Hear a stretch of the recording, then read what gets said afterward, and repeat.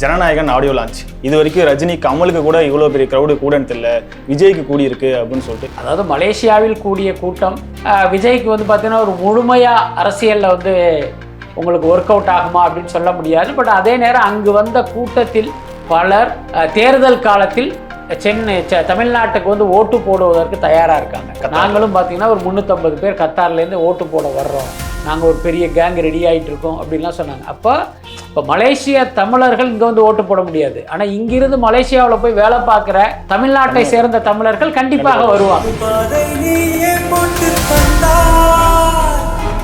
Sir, அடுத்ததா director H Vinod பேசுனது இல்லை, அதான் அவர் அப்படி பேசுனதை வைத்து எல்லாரும் என்ன நினைச்சிட்டாங்க அப்படின்னா, இவர் சிவகார்த்திகேயனை தாக்கிட்டாரு, என்ன பராசக்தி படத்தை தாக்கிட்டாரு அப்படிங்கிற மாதிரியான ஒரு கருத்துக்களை எல்லாம் வெளியிட்டு இருக்காங்க. எனக்கு தெரிஞ்ச அவர் அந்த அர்த்தத்தில் சொல்லலை அப்படின்னு தான் நான் நினைக்கிறேன். என்னன்னா, கடந்த காலங்களில் ஹெச் வினோத் பேசி யாராவது கேட்டிருக்காங்களா?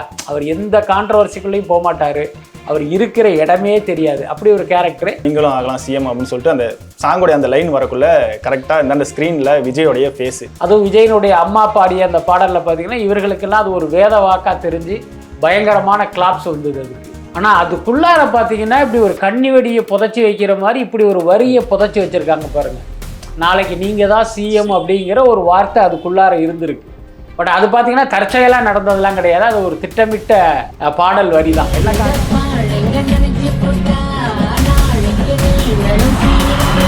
விஜய் அவர்கள் பேசினது யார் யாரை எங்கே வைக்கணும் அப்படின்னு மக்களுக்கு தெரியும் அப்படின்னு சொல்லி சொன்னது. அதாவது முதல்ல தெரிஞ்சுங்க, விஜயினுடைய நண்பராக இருப்பதற்கு ஒரு தகுதி வேணும், அதே மாதிரி விஜயினுடைய எதிரியாக இருப்பதற்கும் ஒரு தகுதி வேணும், அதில் எந்த மாற்றமே இல்லை. அந்த தகுதியை சிவகார்த்திகேயன் இன்னும் அடையவில்லை. அந்த யதார்த்தத்தை நம்ம எல்லாரும் புரிஞ்சுக்கணும். நம்ம ஊர் பக்கம்லாம் சொல்லுவாங்க, உயர உயர பறந்தாலும் ஊருக்குருவி பருந்தாகாதுன்னு. அந்த மாதிரி நீங்கள் என்னதான் ஒரு முதலிடத்தை நோக்கி முன்னேறுகிற நடிகராக இருந்தாலும் நீங்கள் விஜய் ஆக முடியாது. என்ன, நீங்கள் விஜயாக முடியாதுங்கிறது மட்டும் இல்லை, நீங்கள் விஜயின் எதிரியாகவும் முடியாது. அதை முதல்ல புரிஞ்சுக்கணும். உங்கள் இடத்த யார் நிரப்ப போகிறான்னு ஒரு கேள்வி கேட்குறாங்க. இந்த கேள்விக்கு என்ன பதில் சொல்வதற்கு என்ன விஜய் என்ன ஜோசியக்காரரா? என்ன என் இடத்துல வந்து இவர் வருவார், என் இடத்துக்கு இவர் வருவாருங்கிறத விஜய் எப்படி தீர்மானிக்கும்? எனக்காக எல்லாத்தையும் விட்டுக் கொடுத்த என்னுடைய ரசிகர்களுக்காக நான் சினிமாவை விட்டுக் கொடுக்கிறேன். தமிழ் பேசும் நல்லுள்ளங்களுக்கு அன்பு வணக்கம். இன்று நம்மோடு சினிமா விமர்சகர் வலைபேச்சு பிஸ்மி இணைந்திருக்கிறார். வணக்கம் சார். வணக்கம். ஜனநாயகன் ஆடியோ லான்ச் நடந்து முடிஞ்சு கிட்டத்தட்ட 3-4 நாட்கள் ஆகிடுச்சு. இருந்தாலும் இன்னைய வரைக்குமே டிபேட்டில் போயிட்டு இருக்கிறது என்னன்னா, அவ்வளோ பெரிய க்ரௌடு. இது வரைக்கும் ரஜினி கமலுக்கு கூட இவ்வளோ பெரிய க்ரௌடு கூடன்னு தெரியல, விஜய்க்கு கூடி இருக்கு அப்படின்னு சொல்லிட்டு. இது விஜயோடைய அரசியலுக்கு ஏதாவது சாதகமாக அமையுமா சார்? அதாவது மலேசியாவில் கூடிய கூட்டம் விஜய்க்கு வந்து பார்த்தீங்கன்னா ஒரு முழுமையாக அரசியலில் வந்து உங்களுக்கு ஒர்க் அவுட் ஆகுமா அப்படின்னு சொல்ல முடியாது. பட் அதே நேரம் அங்கு வந்த கூட்டத்தில் பலர் தேர்தல் காலத்தில் தமிழ்நாட்டுக்கு வந்து ஓட்டு போடுவதற்கு தயாராக இருக்காங்க. ஒரு சம்பவம் சொல்கிறேன். அங்கே போகும்போது பார்த்திங்கன்னா 2 பேர் வந்து என்கிட்ட பேசினாங்க. 2 பேருமே கத்தார்லேருந்து வந்திருக்காங்க. ஒருத்தர் வந்து தாவேக்காவுடைய ஐடி விங்கு, அவர் பார்த்திங்கன்னா ஒரு ஐடி டிபார்ட்மெண்ட்டில் ஒர்க் பண்ணுறாரு. இன்னொரு லேடி, அவங்க வந்து ப்ரொஃபஸர்.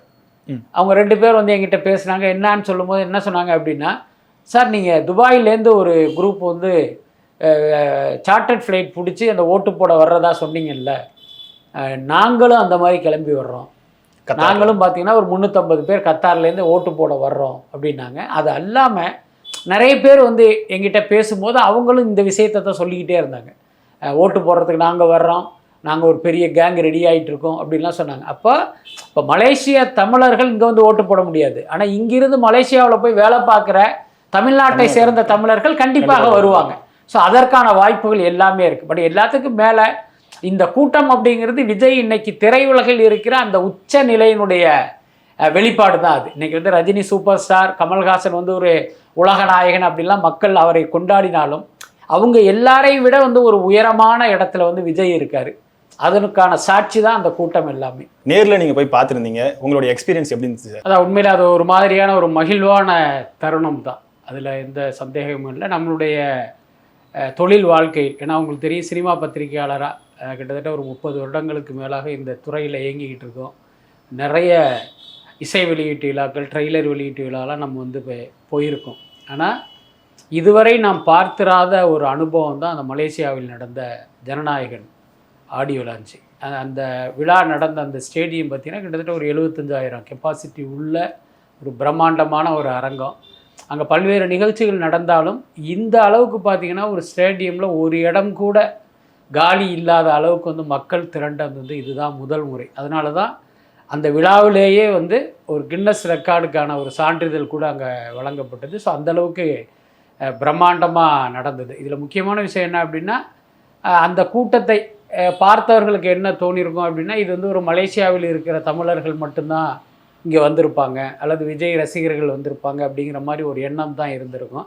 ஆனால் உண்மையில் பார்த்தோன்னா உலகின் பல நாடுகளிலிருந்து அந்த விழாவுக்கு வந்திருந்தாங்க. எங்கிட்ட பல பேர் பேசினாங்க. அவங்கள்ட்டெல்லாம் விசாரிக்கும் போது ஒவ்வொருத்தவங்க ஒவ்வொரு நாடு சொல்கிறாங்க. எனக்கே ரொம்ப ஆச்சரியமாக இருந்தது. இன்னொரு பக்கம் மலேசியாவில் இருக்கிற தமிழர்கள் மட்டும் இல்லை, அங்கே இருக்கிற சீனர்களும் மலாய்க்காரர்களுமே அந்த விழாவுக்கு வந்தாங்க. அப்போ தான் எனக்கு தெரிஞ்சது, ஆக இப்போ விஜய் படங்கள்ங்கிறது இப்போ மலேசியாவில் வந்து திரையிடும் போது அந்த மலேசிய தமிழர்கள் மட்டும் பார்க்கல, சீனர்களும் மலாய் மக்களும் பார்த்து ரசிச்சிருக்காங்க, அவங்களும் விஜயை வந்து கொண்டாடி இருக்காங்க அப்படிங்கிறத வந்து புரிஞ்சிக்க முடிஞ்சுது. அதுக்கப்புறம் பொதுவாகவே ஒரு விழா நடக்கும்போது பார்த்திங்கன்னா ஒரு மணி நேரம் தாண்டி அந்த விழா நடக்கும்போது ஒரு 2 மணி நேரம் 3 மணி நேரம் அந்த விழா வந்து நீடிக்கும் போது பார்வையாளர்கள்ட்ட பார்த்திங்கன்னா ஒரு சோர்வும் அயற்சியும் ஏற்பட்டுரும். மெல்ல என்ன பண்ணுவாங்க, கிளம்பி போகவெல்லாம் ஆரம்பிச்சிருவாங்க. ஐயோ என்னது வந்து மாட்டிட்டோமேங்கிற மாதிரியான ஒரு ஃபீலிங்லாம் இருக்கும். ஆனால் இந்த ஜனநாயகன் விழாவை பொறுத்த வரைக்கும் பார்த்திங்கன்னா ஒரு பார்வையாளர் கூட வெளியில் போகவே இல்லை. இத்தனைக்கும் ஒரு 4 மணி 3:30 மணி 4 மணிக்கு அந்த விழா தொடங்குறாங்க. விழா முடியும் போது பார்த்திங்கன்னா நள்ளிரவு ஒரு 1:15 ஆயிடுச்சு. மொத்த நேரம் பார்த்திங்கன்னா மக்கள் வந்து அவங்க உட்கார்ந்த இடத்துல ஆடாமல் அசையாமல் அப்படியே உட்காந்துருந்தாங்க. இதெல்லாம் நமக்கு வந்து ஒரு பெரிய ஆச்சரியத்தை கொடுத்த விஷயம்தான். சார், அடுத்ததாக டைரக்டர் ஹச் வினோத் பேசுனது, ரீமேக் படம்னு சொல்லி நினைக்கிறவங்க, கிடைக்கிற கேப்பில் யூஸ் பண்ணிக்க நினைக்கிறவங்க, இவங்க எல்லாத்துக்கும் நான் சொல்ல விரும்புறது இது 100% தளபதியோட ஒரு படம் அப்படின்னு சொல்லியிருந்தாரு. இல்லை, அதான் அவர் அப்படி பேசினதை வைத்து எல்லாரும் என்ன நினச்சிட்டாங்க அப்படின்னா, இவர் சிவகார்த்திகேயனை தாக்கிட்டாரு, என்ன பராசக்தி படத்தை தாக்கிட்டாரு அப்படிங்கிற மாதிரியான ஒரு கருத்துக்களை எல்லாம் வெளியிட்டுக்கிட்டு இருக்காங்க. எனக்கு தெரிஞ்ச அவர் அந்த அர்த்தத்தில் சொல்லலை அப்படின்னு தான் நான் நினைக்கிறேன். என்னென்னா இன்றைக்கி பார்த்திங்கன்னா தெலுங்கு படங்களை எல்லாமே நாம் பார்க்குற சூழல் இருக்குது. அதனால் அந்த பகவந்த் கேசரி படத்தையும் இங்கே இருக்கிற தமிழ்நாட்டு ரசிகர்கள் பல பேர் பார்த்துருப்பாங்க. அப்படி பார்க்கும்போது அது வந்து ஒரு லோக்கல் படம் அப்படிங்கிறது எல்லாருக்குமே தெரியும், ஒரு மசாலா படம். அப்போ பகவந்த் கேசரியுடைய ரீமேக் தான் ஜனநாயகன் அப்படிங்கிற செய்தி கேள்விப்படும் போது எல்லாருக்கும் என்ன தோணும் அப்படின்னா, என்னப்போ அது ஒரு மசாலா படமாச்சே, அப்போ இதுவும் அந்த மாதிரியான ஒரு படமாக இருக்குமோ அப்படின்னு ஒரு எண்ணம் இருக்கும்.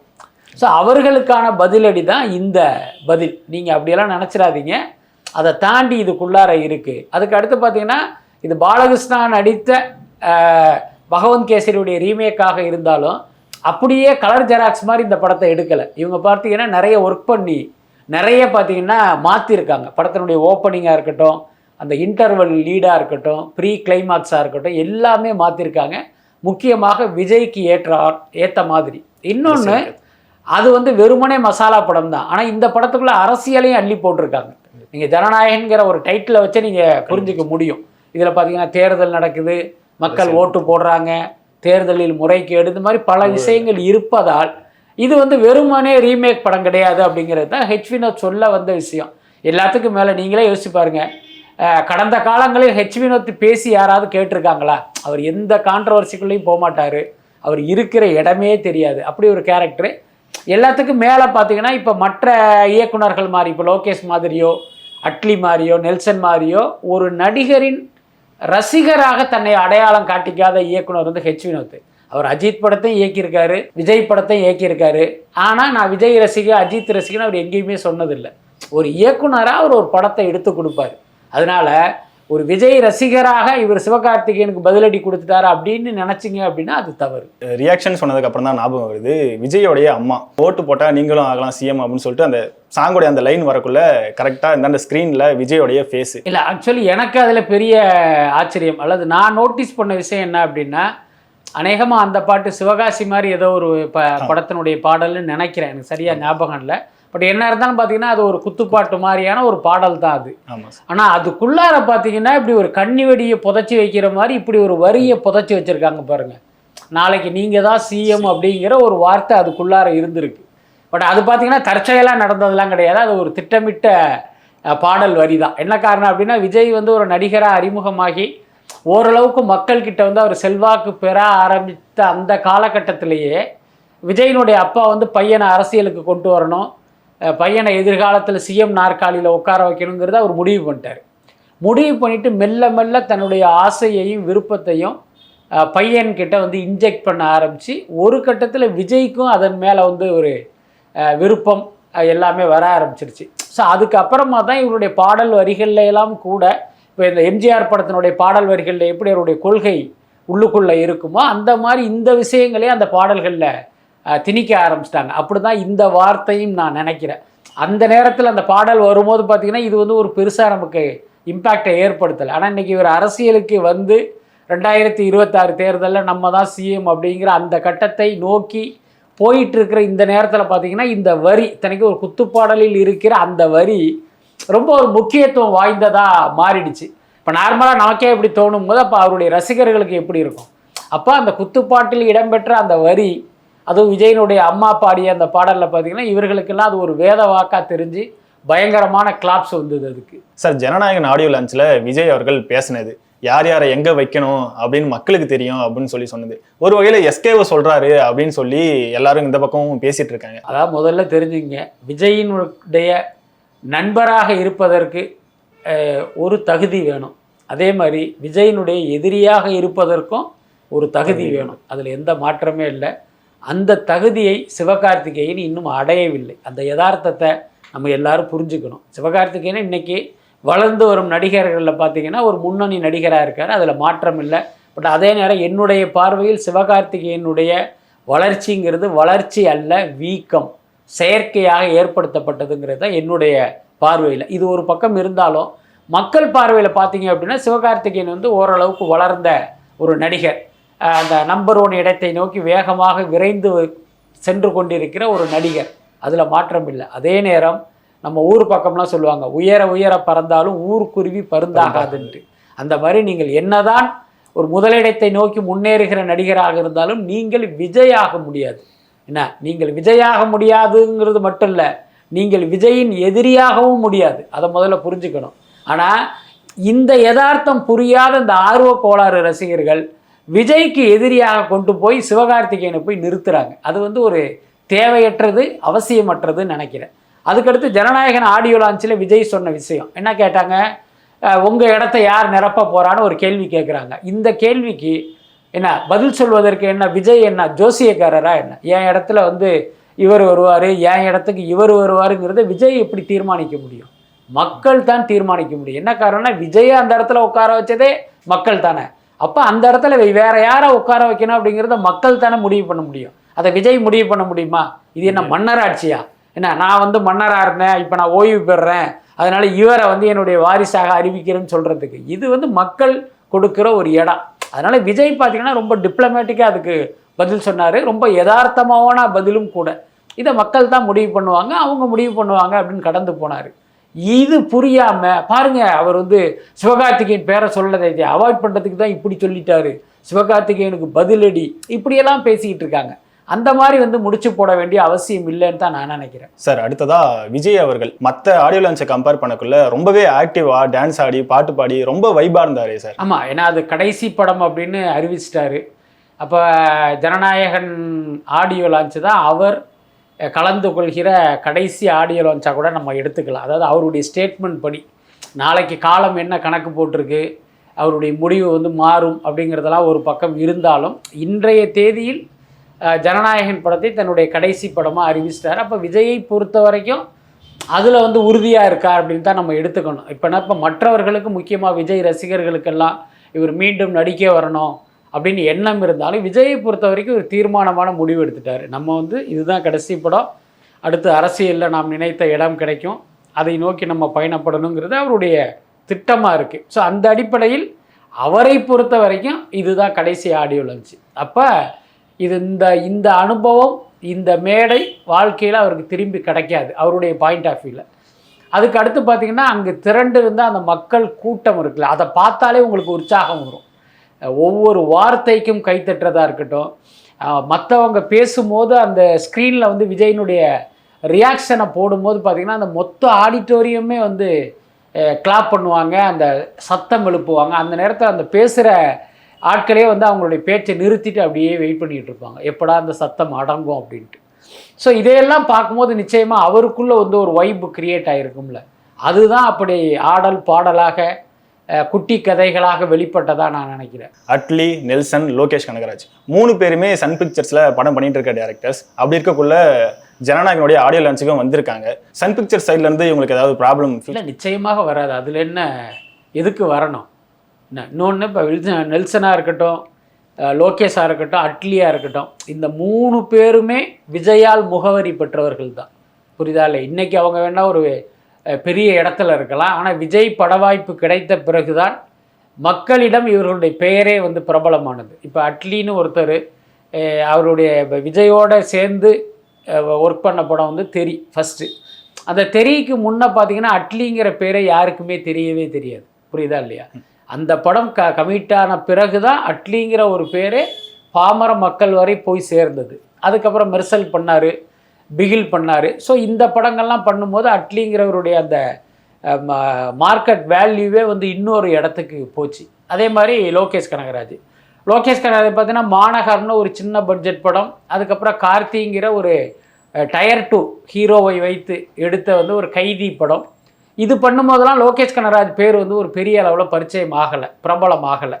அந்த மாஸ்டர் படத்துக்கு கமிட் ஆனதுக்கு பிறகு தான் லோகேஷ் கனகராஜ்னு ஒரு ஊரே வந்து அவரை கொண்டாட ஆரம்பிச்சிது. கிட்டத்தட்ட நெல்சனும் அதே மாதிரி தான். சிவகார்த்திகேயனை வைத்து பல படங்கள் இயக்கி இருந்தாலும் விஜயை வைத்து பீஸ்ட் இயக்கிய பிறகு தான் அவருக்கே வந்து ஒரு அட்டென்ஷன் கிரியேட் ஆச்சு. ஸோ அப்படி இருக்கும்போது இந்த 3 பேருமே விஜயால் வளர்த்து விடப்பட்டவர்கள், விஜயால் அடையாளம் காட்டப்பட்டவர்கள். இன்னும் சொல்ல போனால் இந்த 3வரின் இன்றைய வாழ்க்கை நிலைக்கே விஜய் தான் காரணம், சன் பிக்சர்ஸ் காரணம் இல்லை. இன்னும் சொல்ல போனால் விஜய் இவர்களை இயக்குனராக தேர்வு செய்ததால் தான் சன் பிக்சர்ஸ் அவங்கள வச்சு படம் எடுத்தாங்க. சன் பிக்சர்ஸே இவங்களை தேடி போய் நாங்கள் விஜய் டேட்டு வச்சுருக்கோம், நீங்கள் ஒரு கதை சொல்லுங்கன்னு கேட்கல. விஜய் வந்து இவங்களுடைய கதையை கேட்டு ஓகே பண்ணிவிட்டு, ஓகே சன் பிக்சர்ஸுக்கு போய் கதை சொல்லுங்கள், அவங்கள்ட்ட தான் நான் அட்வான்ஸ் வாங்கியிருக்கேன், அடுத்த படம் அவங்களுக்கு தான் பண்ண போகிறேன், நீங்கள் போய் அதில் கமிட் ஆகுங்கன்னு இவர் அனுப்பி வச்சு தான் அந்த வாழ்க்கையே அவங்களுக்கு கிடச்சிது. அப்போ அந்த 3 பேருக்கும் சன் பிக்சர்ஸ் முக்கியமா விஜய் முக்கியமா அப்படின்னா கண்டிப்பாக விஜய் தான் முக்கியம். ஏன்னா திரையுலகில் பார்த்தீங்கன்னா இவர்களை வைத்து படம் எடுப்பதற்கு நிறைய பட நிறுவனங்கள், நிறைய கார்ப்பரேட் நிறுவனங்கள்லாம் காத்துக்கிட்டு இருக்கு. அப்போ இவங்களுக்கு சன் பிக்சர்ஸுங்கிறது முக்கியம் இல்லை. ஆனால் விஜயினுடைய அன்பு, விஜயினுடைய குட் புக்கில் இருக்கிறதுங்கிறது எங்களுக்கு ரொம்ப ரொம்ப முக்கியம். குறிப்பாக லோகேஷும் நெல்சனும் வந்து பீஸ்ட் 2, லியோ 2 கூட எடுக்கிறதா சொல்லியிருந்தாங்க. பட் இதுதான் அவருடைய கடைசி படம் வேறு அறிவிச்சதுனால எங்களால் எடுக்க முடியாமல் போச்சு அப்படிங்கிற மாதிரி கூட சொல்லியிருந்தாங்க. ஒருவேளை விஜய் வந்து கடைசி படம் இல்லைன்னு சொல்லியிருந்தா அடுத்து 2 பார்ட்ஸும் வந்திருக்குமா சார்? ஆனால் பீஸ்ட் 2 வருவதற்கு வாய்ப்பு இல்லை. என்ன காரணம் அப்படின்னா பீஸ்ட் வந்து ரிலீஸ் ஆன நேரத்திலே அது ஒரு டிவைடிங்கான ரிப்போர்ட்டு. ரொம்ப வெளிப்படையாக சொல்லணும் அப்படின்னா பெரும்பாலானவர்களுக்கு பீஸ்ட் படம் பிடிக்கல. அதாவது விஜய் ரசிகர்களுக்கு பிடிக்கும், ஆனால் அவங்கள பொறுத்த வரைக்கும் என்ன மொக்கப்படம் கொடுத்தாலும் சூப்பர்னு சொல்லிடுவாங்க. ஆனால் காமன் ஆடியன்ஸுக்கு பீஸ்ட் வந்து ஒரு பெரிய அளவில் கவரலை. பட் அதே நேரம் வசூலில் வந்து அந்த படம் தப்பு பண்ணலை. அந்த படம் பார்த்திங்கன்னா ஒரு பெரிய ப்ராஃபிட்டையும் கொடுத்தது, அதில் எந்த மாற்றமே இல்லை. ஆனால் லியோ வந்து கமர்ஷியலாக மிகப்பெரிய ஹிட்டு. இன்னும் சொல்லப்போனால் லியோ உருவாக்கிய அந்த வசூல் சாதனை இருக்குல்ல, அதை வந்து பல படங்கள் இன்னும் அதை முறியடிக்கவே இல்லை, பல வருடங்கள் கடந்த நிலையிலும். அப்போ ஆனால் லியோவுடைய படமும் பார்த்திங்கன்னா ஸ்கிரிப்ட் வைஸ் வந்து ரொம்ப ஒரு பலவீனமான ஸ்கிரிப்ட் தான், அதில் எந்த மாற்றமே இல்லை. ஒருவேளை அதை பார்ட் 2 பண்ணாங்க அப்படின்னா அந்த தவறுகளை எல்லாம் சரி பண்ணிக்கிட்டு லோகேஷ் கனகராஜ் ஒரு பெட்டரான படம் கொடுப்பதற்கெல்லாம் வாய்ப்பு இருக்குது. ஆனால் அன்ஃபார்ச்சுனேட்லி விஜய் பார்த்திங்கன்னா இப்படி ஒரு முடிவை எடுத்துட்டார். நமக்கு ஜனநாயகன் தான் கடைசி படம், இனிமே வந்து நம்ம சினிமாவில் இருக்க வேணாம், மக்கள் சேவை அப்படிங்கிற ஒரு முடிவை எடுத்துட்டார். பட் அதே நேரம் நாம் என்ன கணக்கு போட்டாலும் காலம் வந்து ஒரு கணக்கு போட்டிருக்கோம், அதுதான் நடக்கும். ஸோ இவர் என்னன்னா நம்ம 2026 தேர்தல்லையே அறுதி பெரும்பான்மையில் ஜெயிச்சு நம்ம முதலமைச்சர் ஆகிடுவோங்கிற அந்த நம்பிக்கையில், அந்த எண்ணத்தில் தான் இந்த முடிவை அவர் வந்து அறிவிச்சிருக்காரு.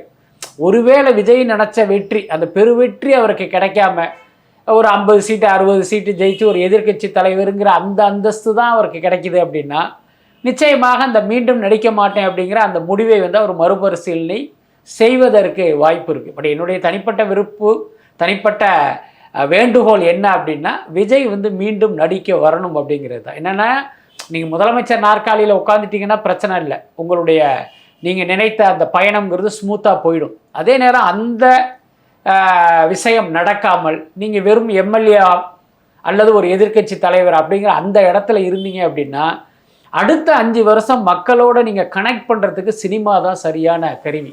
நீங்கள் ட்விட்டரில் 4 வரி ஒரு அறிக்கையை மட்டும் விட்டுட்டு ஒரு அரசியல்வாதியாக நீங்கள் இயங்குறதாவே வச்சுக்கோமே, அது பார்த்தீங்கன்னா மக்களோட கனெக்ட் பண்ணுறதா அர்த்தம் இல்லை. அதனால் என்னை பொறுத்தவரை விஜய் எதிர்பார்த்த வெற்றி கிடைக்கல அப்படின்னா கண்டிப்பாக அவர் மீண்டும் நடிக்க வரணும். அதே நேரம் லியோ போன்ற படங்களில் நடிக்கணுமாங்கிறதே அவர் யோசிக்கணும். என்னென்னா ஒருவேளை அவர் மீண்டும் நடிக்க வந்தால் அந்த 2026 to 31 இந்த இடைப்பட்ட அடுத்த தேர்தலுக்கும் இந்த தேர்தலுக்குமான அந்த 5 வருட காலத்தில் முழுக்க பார்த்தீங்கன்னா அரசியல் படங்களில் மட்டும்தான் விஜய் நடிக்கணும். என்ன இங்கு நடக்கிற பிரச்சனைகள், இங்கே நடக்கிற சமூக அரசியல் குறித்தெல்லாம் அந்த விஜயினுடைய படங்கள் பேசணும். அப்படி பேசும்போது ஒரு பக்கம் பார்த்தீங்கன்னா அரசியல் படத்துக்கு எல்லா காலத்திலையுமே ஒரு வரவேற்பு இருக்கும். என்ன இப்போ ஆளுங்கட்சி மீது அதிருப்தி அடைந்த ஒரு கூட்டம்ங்கிறது நாட்டில் இருந்துக்கிட்டே இருக்கும். அப்போ அவர்களிடம் இந்த டைப்பான படத்துக்கு வந்து ஒரு பெரிய வரவேற்பு இருக்கும். இன்னொரு பக்கம் நீங்கள் ஒரு அரசியல்வாதியாகவும் மாறிவிட்டதால் இந்த படங்கள் உங்களுடைய அரசியலுக்கும் கை கொடுக்கும். ஸோ இந்த சூட்சுமத்தை விஜய் புரிஞ்சுக்கிட்டு படம் பண்ணால் நல்லாயிருக்கும். இது வரைக்கும் பெரும்பாலும் எந்த மேடையிலுமே இதுதான் அவருடைய கடைசி படம்னு சொல்லி அறிவிக்கல. ஆனால் ஜனநாயகனுடைய ஆடியோ லான்ச்சில் அவராகவே சொல்லிட்டாரு, இதுக்கப்புறம் நான் படம் நடிக்க மாட்டேன் அப்படின்னு சொல்லிட்டு. நிறைய பேர் சொல்லிட்டு இருந்தாங்க, அவர் சைடில் கதை கேட்டுட்டு இருக்காரு, எலெக்ஷனில் வந்து தோத்துட்டா அகைன் வந்து படம் தான் நடிக்க வருவார் அப்படின்னு சொல்லிட்டு இருந்தாங்க. ஆனால் விஜயே சொன்னதுக்கு அப்புறமும் அகைன் படம் நடிக்க வருவார்னு எதிர்பார்க்குறீங்களா? அதாவது நல்லா புரிஞ்சுங்க, விஜய் கதை கேட்குறாரு, அவர் படத்தில் நடிக்கிறார், இவர் படத்தில் நடிக்கிறாருங்கிறது முழுக்க வதந்தி தான். அது வந்து 1% கூட உண்மை இல்லை. இதை மற்றவங்க சொல்கிறதுக்கும் நான் சொல்கிறதுக்கும் ஒரு வித்தியாசம் இருக்கிறது உங்களுக்கு புரியும்னு நினைக்கிறேன். ஏன்னா நம்ம அவங்க தரப்போடு வந்து கொஞ்சம் க்ளோஸாக இருக்கும். நமக்கு காதில் விழுகிற செய்தி எல்லாத்தையுமே நம்ம அவங்கக்கிட்ட போய் ரீகன்ஃபார்ம் பண்ணுறோம். இது உண்மையா, இப்படி ஒரு செய்தி வருது அப்படின்லாம் நம்ம கேட்கும்போது இது வந்து முழுக்க வதந்தி அப்படின்னு அவர்களே சொன்னது தான். இன்னொன்று நம்மளும் திரையுலகில் பல மட்டத்தில் வந்து நமக்கு சோர்ஸ் இருக்கிறதுனால இது முழுக்க பொய். அதே நேரம் விஜய் வந்து இதுதான் கடைசி படம் அப்படின்னு அரசியலுக்கு வந்திருக்காரு. அப்படி கடைசி படம் என்று அறிவித்ததால் மக்கள் வந்து அவர் மேலே வந்து ஒரு கூடுதலாக ஒரு அட்டாச் ஆகிறதுக்கு வாய்ப்பு இருக்குது. பாரு, நமக்காக ஒரு 500 கோடி வருமானத்தை விட்டு வராரே, அப்போ இவருக்கு ஓட்டு போடுவோம் அப்படின்னு மக்கள் வருவாங்கல்ல. அதை தடுப்பதற்கான ஒரு உத்தி தான் இல்லை இவர் கதை கேட்குறாரு, அடுத்து அட்லி படத்தில் நடிக்க போகிறாரு, லோகேஷ் படத்தில் நடிக்க போகிறாருங்கிற வதந்தி. அப்போ இந்த வதந்தியை ஒருத்தர் நம்பினா அப்படின்னா அடடா அவர் அப்படி சொன்னது பொய்யோ, அப்போ நம்ம அவர் ஏமாற்றிட்டாரா அப்படின்னு மக்கள் அவர் மேலே டென்ஷன் ஆகிறதுக்கு வாய்ப்பு இருக்குது. அதைத்தான் இவங்க திட்டமிட்டு பண்ணிக்கிட்டு இருக்காங்க. பட் அதே நேரம் இப்போ நம்மை போன்றவர்களுடைய எதிர்பார்ப்பு அதுவாக இருக்குது. நீங்கள் மீண்டும் நடிக்கணும், சினிமாவில் நீங்கள் இருக்கிற உயரங்கிறது யாரும் தொடாத ஒரு உயரம். என்ன அது இல்லாமல் நீங்கள் மலேசியாவில் நம்ம கண்ணால் பார்த்த காட்சி, அத்தனை ஆயிரம் அத்தனை லட்சக்கணக்கான மக்களுடைய இதயத்தில் நீங்கள் குடியிருக்கீங்க. அதெல்லாம் யாருக்குமே சாத்தியம் இல்லாத ஒரு விஷயம். ஸோ அப்பேற்பட்ட ஒரு பெருவாழ்வை இந்த சினிமா உங்களுக்கு கொடுத்துருக்கும் போது ஒரு அரசியலுக்காக இதை தூக்கி போட்டுட்டு போகிறது அப்படிங்கிறத வந்து நம்மளால் ஏற்க முடியல, ஜீரணிச்சிக்க முடியல. எல்லாத்துக்கும் மேலே இன்றைக்கு இந்தியாவில் முக்கியமாக தமிழ்நாட்டில் வாக்காளர்கள்லாம் கரப்ட் ஆகிட்டாங்க. இன்றைக்கி அரசியல்வாதிகள் எப்படி கரப்டானாங்களோ அதே மாதிரி மக்களும் கரப்ட் ஆகிட்டான். அவனுக்கு 10,000 கொடுத்தா ஒருத்தருக்கு ஓட்டு போடுவான், 15,000 கொடுத்தா இன்னொருத்தருக்கு ஓட்டு போடுவான், 2 பேர் 15,000 கொடுத்தா 3ஆவதாக ஒருத்தன்ட்ட காசு வாங்கிட்டு அவனுக்கு போடுவான். அந்த அளவுக்கு வாக்காளர்கள் இன்றைக்கி கரப்ட் ஆகிட்டாங்க. இவர்களுக்காக நீங்கள் உங்களுடைய சினிமா அந்தஸ்தை வந்து துறக்கணுமா அப்படிங்கிறது தான் நம்மை போன்றவர்களுடைய கேள்வியாக இருக்குது. பட் அதே நேரம் இந்த கட்டத்தில் விஜய் வந்து அப்படி ஒரு எந்த முடிவும் எடுக்கலை. நம்ம நடிக்கணும், சேஃப் சைடுக்கு நம்ம கதை கேட்போம் அப்படின்லாம் அவர் எந்த முடிவும் எடுக்கலை. சமீபத்தில் கூட ஒரு தகவல் வந்தது, இல்லை 27 அவருடைய அடுத்த படம் ஸ்டார்ட் பண்ணுறாங்க, 28 ரிலீஸ் பண்ண போகிறாங்க, ஒரு மீட்டிங்லாம் நடந்திருக்கு அப்படிங்கிற தகவல் கூட நமக்கெல்லாம் சொல்லப்பட்டது. கண்டிப்பாக சார், நிறைய விஷயங்கள் ஷேர் பண்ணீங்க. ஒரு நேரத்துக்கு ரொம்ப நன்றி. நன்றி.